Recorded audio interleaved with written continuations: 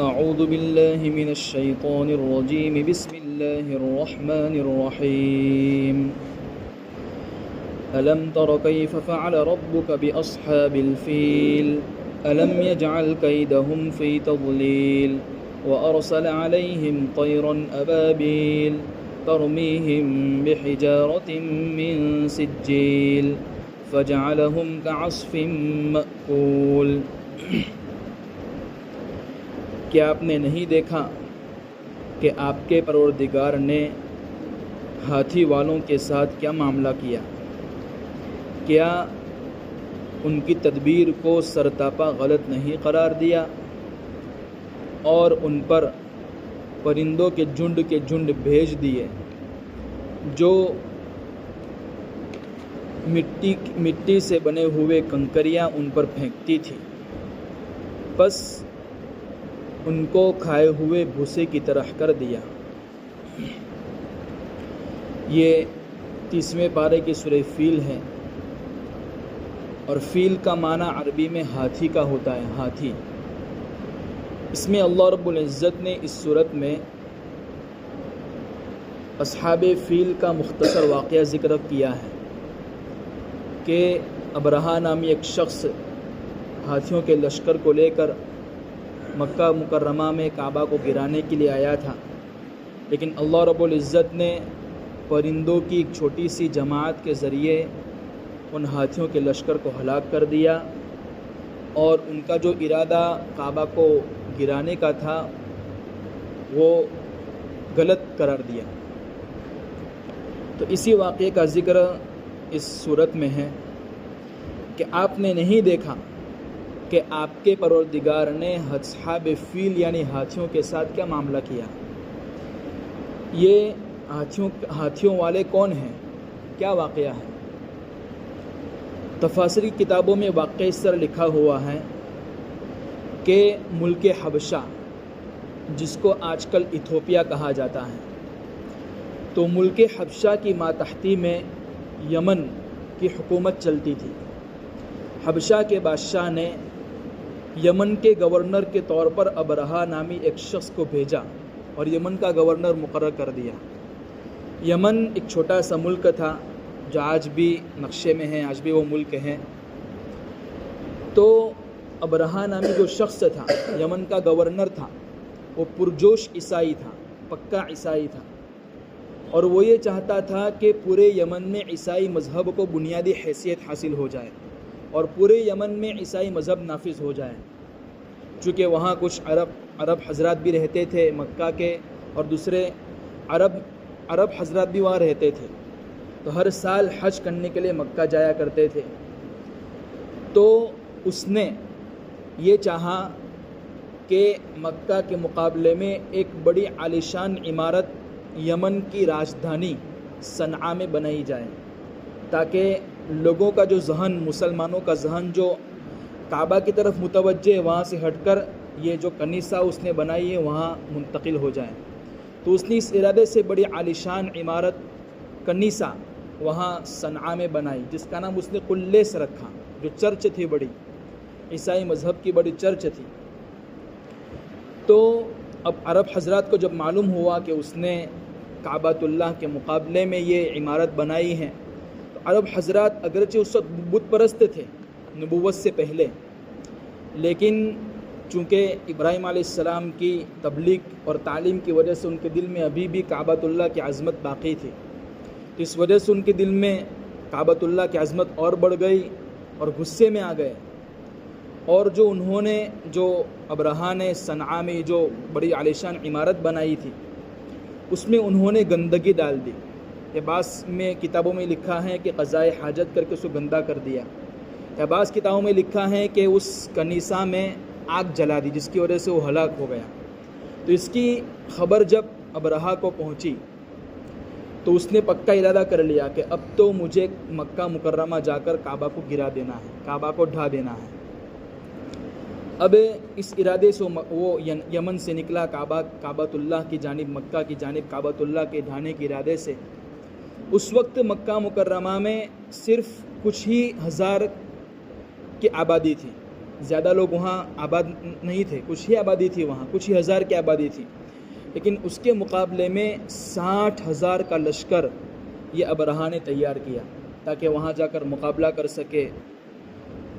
اور اس نے خبر پھیلا دی کہ میں کعبۃ اللہ کو ڈھانے کے لیے جا رہا ہوں۔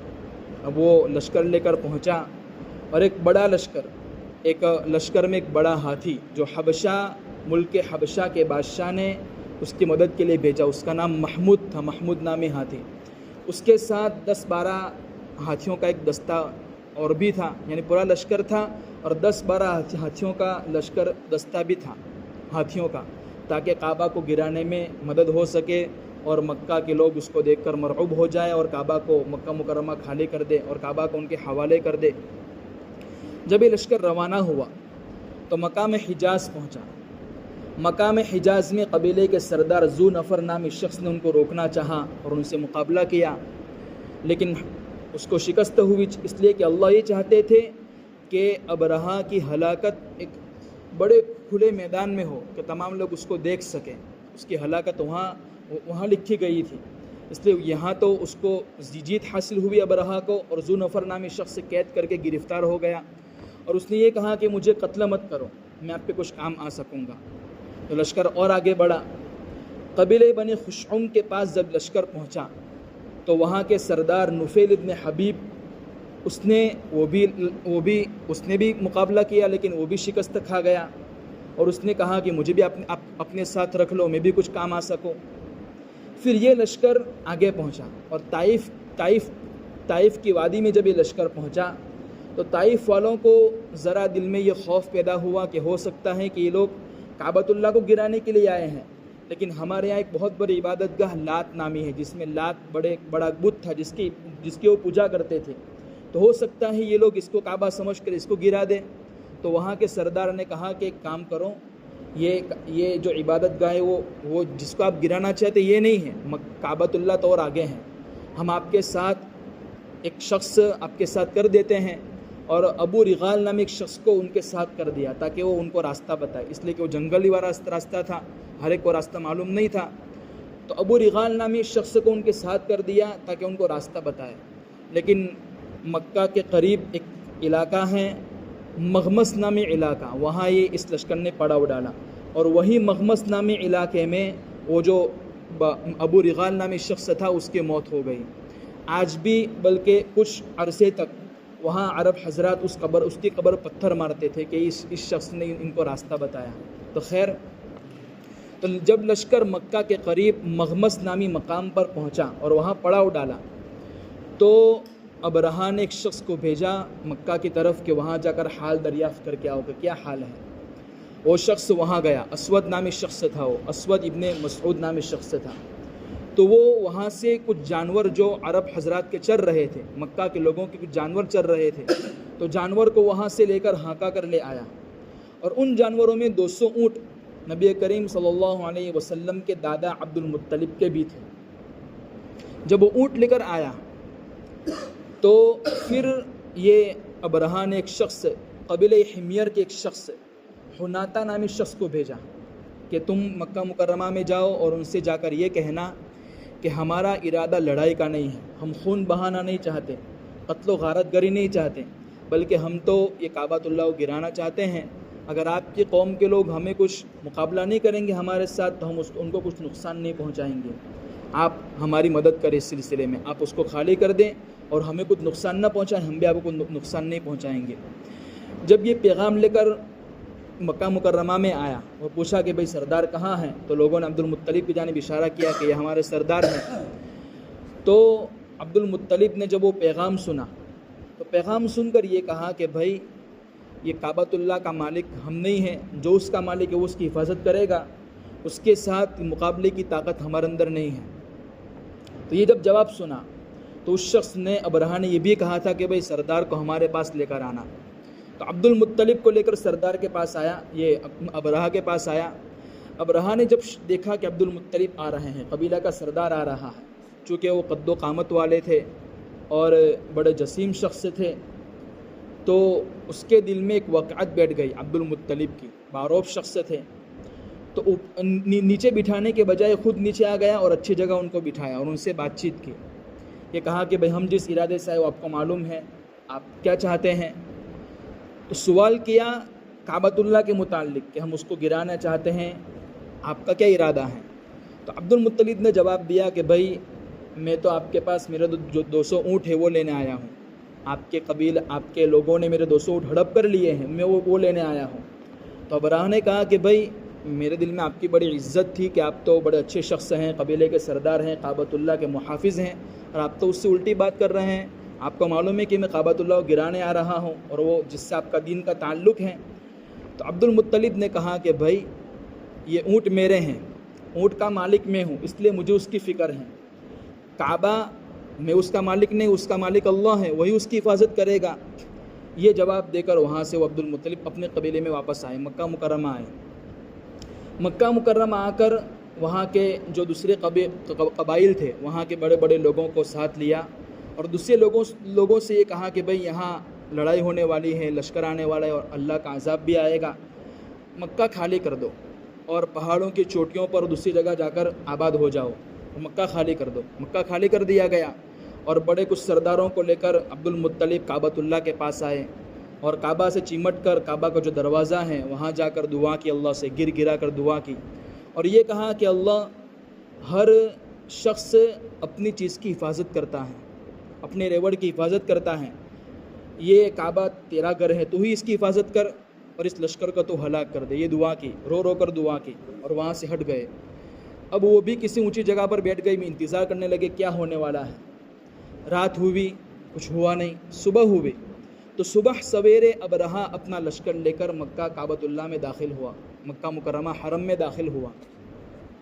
جیسے ہی حرم میں داخل ہونے کا ارادہ کیا تو سب سے پہلے ہاتھیوں کو کھڑا کیا کہ وہ سب سے پہلے جائیں. تو وہ جو محمود نامی جو ہاتھی تھا, بڑا ہاتھی, وہ اپنی جگہ سے ہل نہیں رہا ہے. اس کو یمن کی طرف چلا رہے وہاں چل جاتا ہے, شام کی طرف چلا رہے وہاں چل جاتا ہے, مشرق کی طرف چلا رہے وہاں چل جاتا ہے. لیکن جب کعبہ کی طرف اس کو چلا رہے ہیں وہاں چلنے کا نام نہیں لیتا, کیونکہ اس کو معلوم تھا کہ یہاں اللہ کا عذاب آنے والا ہے. تو وہ ہاتھی کو وہیں چھوڑ دیا اور خود وہاں یہ لشکر پہنچا کعبۃ اللہ کی جانب ہلاک کرنے کے ارادے سے. تو سمندر کی ساحلی علاقے سے پرندوں کا بڑا جھنڈ اور بڑی جماعت ان کو دکھائی دینی شروع ہوئی. اور یہ پرندوں کی جماعت, یہ ابرہہ کا جو لشکر تھا اس کے مقابلے میں یہ اللہ کا ایک لشکر تھا پرندوں کی شکل میں. یہ جو پرندے تھے اسی کو کہا کہ وَأَرْسَلَ عَلَيْهِمْ طَيْرًا أَبَابِيلَ, کہ اللہ رب العزت نے جن کے جن پرندے ان پر بھیجے. یہ جو پرندے تھے یہ ابابیل کوئی پرندے کا نام نہیں ہے, یہ ابابیل کہتے ہیں پرندوں کی بڑی بڑی جماعتیں. تو یہ جو پرندے تھے پہلی مرتبہ ایسے پرندے دکھنے میں آئے تھے. کبوتر سے ذرا چھوٹے تھے قد میں اور ان کے پنجے سرخ تھے اور ہر پرندے کے پاس 3 کنکر تھے. مسور کے دانے کے برابر ان کے پاس کنکر تھے, اتنے چھوٹے چھوٹے کنکر. 3 کنکر تھے, 2 پنجوں میں تھے اور 1 چونچ میں تھا. اب اللہ رب العزت کے حکم سے ان پرندوں نے کنکر گرانے شروع کیے ابرہہ کے لشکر پر. اگرچہ وہ کنکر کی پتھر کی کنکریاں تھیں, یعنی مٹی کے پتھر تھے وہ چھوٹے چھوٹے, لیکن کتابوں میں لکھا ہے کہ انہوں نے ابرہہ کے لشکر کے آدمی پر وہ پتھر گرانے شروع کیے. تو آج کل کی جو ریولور ہوتی ہیں وہ جو گولیوں کا کام کرتے اس سے بھی خطرناک انہوں نے کام کیا کہ سر پر لگتی تھی, پیچھے کے راستے سے واپس گولی نکل جاتی تھی, زمین میں گھس جاتی تھی. اور ایسے ابرہہ کے لشکر کے ایک آدمی کو ہلاک کیا. کچھ تو وہیں ہلاک ہو گئے اور کچھ زخمی ہو گئے تو اپنے ملک میں جا کر ہلاک ہوئے. اور ابرہہ جو تھا, ابرہہ جو لشکر کا سردار تھا, یمن کا گورنر تھا, تو اس نے اللہ رب العزت نے وہیں اس کو ہلاک نہیں کیا جلدی. اس کو جب کنکر لگا تو اس کے جسم میں ایسا زہر سرایت کر گیا کہ اس زہر کی وجہ سے اس کے اعضاء گل سڑ کر گرنے لگے اور اس کو ایسی حالت میں یمن لایا گیا. جب یمن لایا گیا تو اس کا جسم پورا ختم ہو گیا. یمن کے لوگوں نے دیکھا کہ ہمارا یہ سردار کیسی حالت میں یہاں سے گیا تھا اور کیسی حالت میں واپس آ رہا ہے, اور وہی وہ ہلاک ہوا اپنے ملک میں سب کے سامنے. کچھ لوگ رہ گئے تھے بعد میں. حضرت عائشہ صدیقہ, حضرت اسماء رضی اللہ تعالیٰ عنہما, وہ یہ فرماتی ہیں کہ ہم نے ابرہا کے لشکر میں سے اصحاب فیل میں سے کچھ لوگوں کو ہم نے دیکھا کہ وہ اپاہج اور لنگڑے ہیں. دو کو دیکھا, دو ایسے شخص تھے جو اپاہج لنگڑے تھے اور وہ لوگوں سے بھیک مانگ رہے تھے اور پھر اسی حالت میں وہ ہلاک ہو گئے. تو اسی واقعے کا ذکر قرآن کریم میں اللہ تعالیٰ نے بیان فرمایا ہے. اس کو اصحاب فیل کا واقعہ کہتے ہیں. یہ اصحاب فیل کا واقعہ سن عیسوی 570 میں پیش آیا تھا, محرم کے مہینے میں. اللہ کے نبی علیہ السلام کی ولادت جو ہوئی تھی اصحاب فیل کے, یہ وہی کہتے ہیں کہ فیل والے سال ہوئی تھی. اصحاب فیل کا جو واقعہ ہوا تھا اسی سال آپ کی ولادت ہوئی تھی. محرم کے مہینے میں واقعہ پیش آیا تھا اور ربیع الاول کے مہینے میں اللہ کے نبی کی ولادت ہوئی تھی. یعنی آپ کی ولادت کے 2 مہینے پہلے واقعہ پیش آیا تھا. تو یہ بھی کہا جاتا ہے کہ یہ واقعہ آپ کی ولادت سے پہلے ایک معجزہ تھا. اللہ تعالیٰ نے ایک معجزہ کے طور پر یہ واقعہ ظاہر فرما دیا تھا. تو خیر, اب قرآن کریم میں اللہ تعالیٰ فرما رہے ہیں, الم تر کیف, کیا آپ نے نہیں دیکھا, کیف فعل ربک باصحاب الفیل, کہ آپ کے پروردگار نے اصحاب فیل کے ساتھ کیسا معاملہ کیا. آپ نے نہیں دیکھا مطلب, حالانکہ آپ نے تو نہیں دیکھا, آپ کی ولادت سے پہلے واقعہ ہوا تھا. چونکہ واقعہ ایسا یقینی تھا, گویا اس کا مشاہدہ ہو چکا ہے, اس لیے اس کو رؤیت سے تعبیر کیا کہ آپ نے نہیں دیکھا. یہ سوال کر رہے ہیں. اور یہ ہو سکتا ہے کہ جیسا ابھی آپ نے سنا کرت عائشہ رضی اسما نے وہ جو 2 شخصوں کو دیکھا تھا اسی حالت میں ابرہا کے لشکر کے 2 آدمیوں کو, تو ہو سکتا ہے وہ دیکھنا مراد ہے. کیا کیا تھا اصحاب فیل کے ساتھیوں, اصحاب فیل والوں کے ساتھ, الم یجعل کیدہم فی تضلیل, کہ کیا ان کی تدبیر کو غلط نہیں قرار دیا. ان کی تدبیر کیا تھی, کعبہ کو گرانے کی, لیکن اللہ رب العزت نے پوری تدبیر کو الٹا کر دیا, خود اسی جگہ انہی کو ہلاک کر دیا. یہ اللہ رب العزت کی تقدیر ہیں کہ جس کو اپنی تقدیر, اس کی تقدیر پر کوئی غالب نہیں آ سکتا, چاہے آدمی جیسے بھی کوشش کر ڈالیں. آگے فرمایا کیسے ہلاک کیا, ہلاکت کی صورت کیا تھی. وَأَرْسَلَ عَلَيْهِمْ طَيْرًا أَبَابِيل, اور پرندوں کے غول, یہ ابابل ہمارے کا یہ زبان میں ایک پرندے کو کہتے ہیں, لیکن یہاں ابابل پرندہ مراد نہیں ہے, بلکہ ابابیل کہتے ہیں جھنڈ کے جھنڈ, غول کے غول, کہ ابابل کے پرندوں کے جھنڈ ان پر بھیجیں. اور یہ پرندے کیا کرتے تھے, بحجارۃ من سجیل, مٹی کے بنے ہوئے پتھر, اس کی کنکریاں ان پر پھینکتی تھی. یہ اس کی طرف اشارہ ہے, اس بات کی طرف کہ وہ جو کنکر تھی وہ چھوٹی تھی, اور وہ پتھر نہیں تھے سخت, یہ تو مٹی کے بنے ہوئے پتھر تھے جو مٹی کو آگ میں پکایا جاتا ہے تو اس کی چھوٹی چھوٹی کنکریاں بنتی ہیں. تو وہ ایسی کنکر تھی, لیکن اگر جو دکھنے میں کمزور تھی, لیکن ایسا کام کیا کہ جیسے ریولور جو آج کے زمانے میں کام نہیں کر سکتا, ایسا سخت انہوں نے کام کیا. یہ اللہ تعالیٰ کا عذاب تھا.